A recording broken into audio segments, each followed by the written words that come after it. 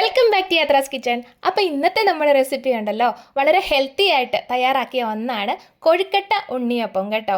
അപ്പോൾ ദാ നോക്കിക്കേ, അടിപൊളിയല്ലേ കാണാൻ, കഴിക്കാനും അതുപോലെ തന്നെയാണ്. അപ്പോൾ എങ്ങനെയാണ് ഉണ്ടാക്കുന്നതെന്നൊന്ന് നോക്കിയാലോ.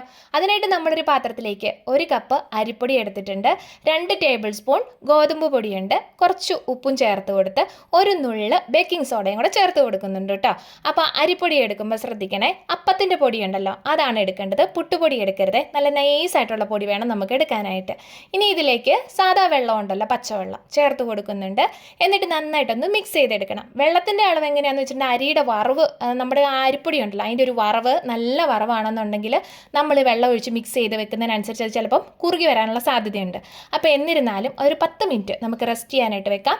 ആ സമയത്ത് നമുക്ക് കുറച്ച് കൂട്ടുകളൊക്കെ ഒന്ന് തയ്യാറാക്കി എടുക്കണം. അതിനായിട്ട് ഞാനൊരു പാനിലേക്ക് ബട്ടറാണ് ചേർത്ത് കൊടുത്തിരിക്കുന്നത്. നിങ്ങൾക്ക് നെയ്യോ അല്ലെങ്കിൽ എണ്ണയോ എന്ത് വേണേലും ഉപയോഗിക്കാവുന്നതാണ്. ഇനി ബട്ടറൊക്കെ ഒന്ന് മെൽറ്റായി വന്ന സമയത്ത് നമ്മൾ കുറച്ച് തേങ്ങ ചിരകിയത് ചേർത്ത് കൊടുക്കുന്നുണ്ട്. തേങ്ങ ഇതുപോലെ ഒന്ന് റോസ്റ്റ് ചെയ്തെടുക്കേണ്ട ആവശ്യമൊന്നുമില്ല, പക്ഷേ റോസ്റ്റ് ചെയ്തെടുക്കുകയാണെന്നുണ്ടെങ്കിൽ നല്ലൊരു ടേസ്റ്റാണ്. അതിൻ്റെ ആ ഒരു പച്ചമണമൊക്കെ ഒന്ന് മാറി വരുമ്പോൾ അടിപൊളിയായിരിക്കും കേട്ടോ. അപ്പോൾ ഇനി അത് ചെറുതായിട്ടൊന്ന് ബ്രൗൺ കളറായി വരുന്ന സമയത്ത് ഞാനതിലേക്ക് കുറച്ച് ഏലക്കാപ്പൊടി കൂടെ ചേർത്ത് കൊടുക്കുന്നുണ്ട്. പിന്നെ വേണ്ടത് ശർക്കരയാണ്. ശർക്കര ഇതിൽ കല്ലൊന്നും ഇല്ലാത്ത ശർക്കര ആയതുകൊണ്ട് ഞാൻ സാധാരണ രീതിയിൽ തന്നെ ചുരുണ്ടി അങ്ങോട്ട് ചേർത്ത് കൊടുത്തെന്ന് മാത്രം. അപ്പോൾ കല്ലൊക്കെയുള്ള ശർക്കരയാണ് കിട്ടുന്നതെന്നുണ്ടെങ്കിൽ അതൊന്ന് ഉരുക്കിയിട്ട് വേണം ചേർത്ത് കൊടുക്കാനായിട്ട്, ഉരുക്കി അരിച്ച് വേണം ചേർത്ത് കൊടുക്കാനായിട്ട്. മധുരത്തിനനുസരിച്ചുള്ള ശർക്കരയൊക്കെ ചേർത്ത് കൊടുക്കാം കേട്ടോ. പിന്നെ ഈ ഏലക്കായ ഇട്ട ഒപ്പം തന്നെ ജീരകം ഇഷ്ടമുള്ളവർക്ക് അതും കൂടെ ചേർത്ത് കൊടുക്കാം. എനിക്ക് 2 ടേസ്റ്റ് കൂടെ ഒരുമിച്ച് ഇഷ്ടമില്ലാത്തതുകൊണ്ട് ഞാൻ ചേർത്ത് കൊടുത്തിട്ടില്ല. പിന്നെ ഇനി നമ്മൾ എടുത്തിരിക്കുന്നത് പഴമാണ്, നമ്മുടെ ഏത്തപ്പഴം ഉണ്ടല്ലോ അത് പുഴുങ്ങിയതാണേ.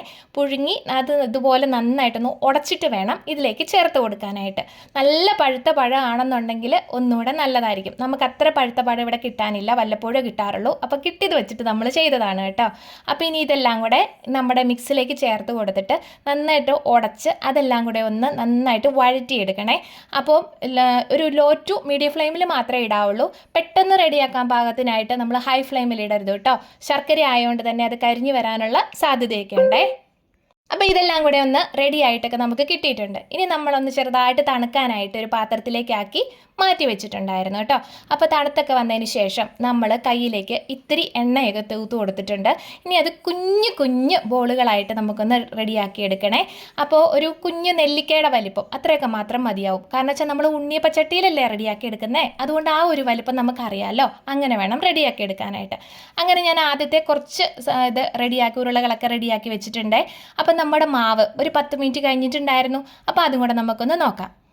ഇപ്പോൾ നമ്മൾ ഉണ്ണിയപ്പച്ചട്ടി നേരിട്ട് തന്നെ സ്റ്റൗവിലേക്ക് വെച്ച് കൊടുത്തിരിക്കുകയാണ് ചെയ്തിരിക്കുന്നത്. അപ്പോൾ അതും കൂടെ ഒരു കാര്യം പറയട്ടെ, കൊഴുക്കട്ട നമ്മളെപ്പോഴും ആവിയിൽ വെച്ചല്ലേ പുഴുങ്ങിയെടുക്കാറ്.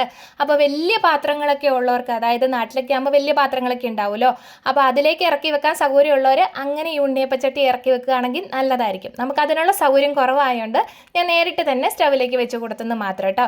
അപ്പോൾ ഉണ്ണിയപ്പച്ചട്ടി ചൂടായി വന്നതിന് ശേഷം ഒരു കുറച്ച് മാവ് വീതം എല്ലാത്തിലും ഒന്ന് കോരി ഒഴിച്ച് കൊടുത്തിട്ടുണ്ട്. എന്നിട്ട് 1 മിനിറ്റ് വെച്ചിട്ടുണ്ട് മൂടി. അപ്പോഴത്തേക്കും നമുക്കത് നോക്കുമ്പോൾ മനസ്സിലാവുന്നുണ്ട്, ചെറുതായിട്ടൊന്ന് വെന്ത് വരുമ്പോഴത്തേക്കും ഉണ്ടല്ലോ നമ്മൾ തയ്യാറാക്കി വെച്ചിരിക്കുന്ന ആ ഉരുളകളുണ്ടല്ലോ അത് ഇതിലേക്ക് വെച്ച് കൊടുക്കുകയെ. നോൺ സ്റ്റിക്കിൻ്റെ ആയതുകൊണ്ട് തന്നെ ഞാൻ ഇതിലേക്ക് എണ്ണയോ കാര്യങ്ങളോ ഒന്നും ഒഴിച്ചു കൊടുത്തിട്ടില്ല. ഹെൽത്തി ആയിട്ട് തന്നെയാണ് റെഡിയാക്കിയിരിക്കുന്നത്. പിന്നെ ബട്ടർ ആയതുകൊണ്ട് പിന്നെ അറിയാമല്ലോ വലിയ പ്രശ്നം വരുന്നുമില്ല കേട്ടോ. അതുകൊണ്ടാണ് ഹെൽത്തി ആണെന്ന് തന്നെ പറഞ്ഞിരിക്കുന്നത്. അപ്പോൾ ഇതാ ആ ഉരുളകളുടെ മേളിലേക്ക് കുറച്ച് മാവും കൂടെ നമ്മൾ ഇതുപോലെ ഒഴിച്ചു കൊടുക്കുന്നുണ്ട്. അപ്പോൾ അതുകൊണ്ടാണ് മാവ് ഒരുപാട് ലൂസായിട്ടുണ്ടെങ്കിൽ നമുക്ക് ഇതുപോലെ കറക്റ്റായിട്ട് കിട്ടണം എന്നില്ല. അതുകൊണ്ട് ഇത്തിരി തിക്കായിരിക്കുന്നതായിരിക്കും ബെറ്റർ കേട്ടോ. അപ്പോൾ നമ്മളൊരു 4 മിനിറ്റാണ് ലോ ടു മീഡിയം ഫ്ലെയിമിലാണ് ഇട്ടിരിക്കുന്നത്, അടച്ചു വെച്ചിട്ടുണ്ട്. അപ്പോൾ ഇനി നമുക്ക് ഞാൻ ഇടയ്ക്കൊന്ന് നോക്കിയപ്പോൾ അത് പാകമായിട്ടില്ലായിരുന്നു, അതുകൊണ്ട് തന്നെ അങ്ങനെ തന്നെ വെക്കുമ്പോൾ ഒന്നുകൂടെ മൂടി വയ്ക്കുകയാണ് ചെയ്തത്. അപ്പോൾ ഒരു 4 മിനിറ്റിന് ശേഷം ദാ ഇതുപോലെ ഓരോന്നും തിരിച്ചിട്ട് കൊടുക്കുന്നുണ്ട് കേട്ടോ.